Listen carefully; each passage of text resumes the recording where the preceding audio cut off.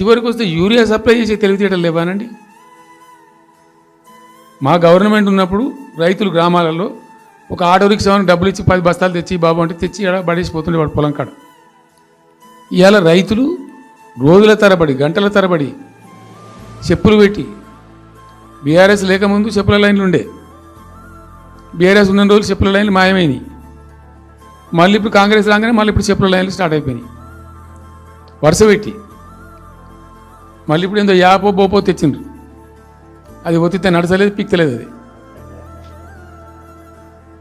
ఏ ఎరువు బస్తాకు యాప్ ఎందుకైనా నాకు అర్థం కాదు. ఇంకా ఆ యాప్లో కూడా నాకు పూర్తిగా తెలియలేదు. నిన్న రాత్రి కూడా చెప్పే ఆ యాప్లో ఏముంటుందట.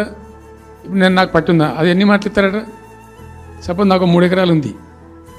3 ఎకరాలు ఉంటే ఎకరానికి 2 బస్తాలు చొప్పున 3 సార్లు ఇస్తారట. అది అంటే 3 సార్లు పోవాలి. ఇక యాడికి పోవాలో నాకే తెలియదు.